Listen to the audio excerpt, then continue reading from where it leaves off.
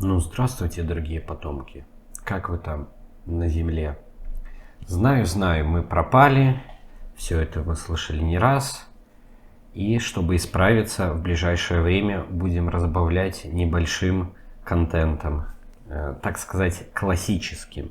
Сделаем вид, что у нас есть Patreon, для которого нужно делать дополнительные материалы. И чтобы вспомнить, что своими руками я умею не только держать, встряхнуть стариной, напишу пару коротеньких очерков.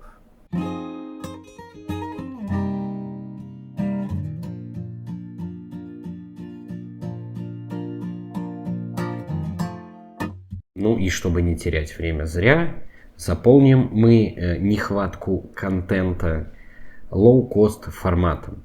И начнем, пожалуй, с классики. Ричард Мэттисон «Я легенда». Честно признаться, я был очень удивлен, что это всего лишь навсего небольшой рассказ.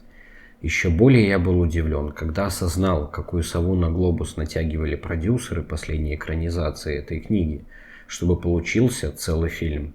Тем не менее, могу заявить одно. Книга не лучше. Не потому, что она плохая, просто это совершенно другое произведение, которое едва имеет хоть какую-то связь с фильмом. А так как очень малый процент людей не смотрел этот действительно неплохой фильм, позволю себе смолодушничать и просто проводить параллели. Да, я такой. Итак, часть первая. Герой. Ну, помимо очевидной и уже ни для кого не удивительной тенденции замены цвета кожи главного героя, а книжный главный герой один из наших славных парней, который чуть что солнышко припечет, окрашивается в приятный для глаза цвет персикового желе, фильм и книгу разделяет одно очень важное явление. Главный герой книги – простой рабочий. Не военный, не ученый, а герой Уилла Смита у нас не просто военврач, ученый, он еще и картины писать умеет, да и на районе человек не последний. Он обычный рабочий, у которого была обычная семья, обычный дом, а потом все как завертелось, как ваш сосед дядя Гриша, который на заводе работает токарем, по выходным копается в своей старенькой вишневой девятке, после чего не дурак вкусить со своими корешами пару бутылочек горькой, вынужден, невзирая на смерти близких и друзей, стать сначала строителем, потом стрелком, электриком, историком и даже биологом. При этом каждую ночь слушать, как его бывшие соседи зовут его гульнуть и показывают все соблазны жизни, которые он потерял. Да, гусары, вы все верно поняли. Ну и как тут поспать? Как тут не забить на все и не присоединиться к вампирам? Вот и он думает, а не пошло бы оно все? А потом бац, и не, вроде отпустило. В главном герое нет ничего особенного. Нет такого, что он делает какие-то гениальные открытия на протяжении книги или показывает себя капитаном Америкой без страха и упрека. Он просто делает то, что нужно, чтобы выжить. И ты веришь, что все именно так бы было с тобой в этой ситуации, если бы ты не был таким тупым. У него много пороков. Он порой ведет себя нелогично, глупо, трусливо, безрассудно, много пьет и курит, разбрасывает вещи по дому.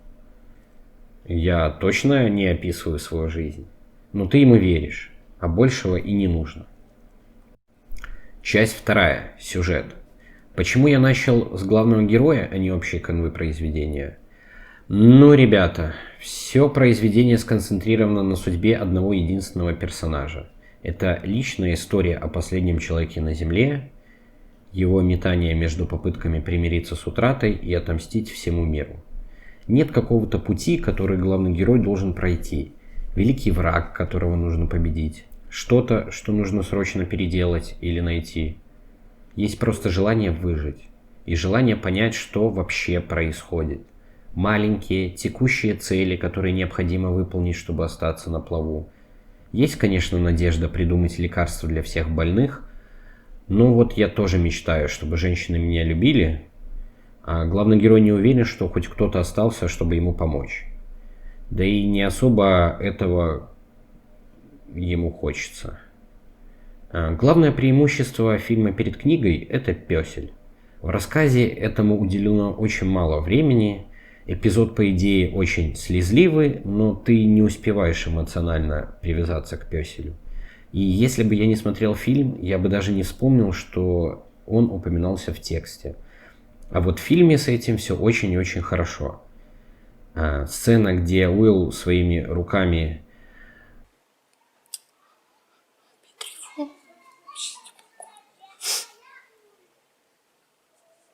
Часть третья. Конец. Почему окончание я вынес отдельно? Просто именно конец делает эти произведения совершенно разными. Первые 2/3 и книги, и фильма – это типичный зомби-муви. Мы это видели 100 тысяч миллионов раз. Простит меня Мэттисон, ведь в том числе и на его произведении основали этот жанр когда-то.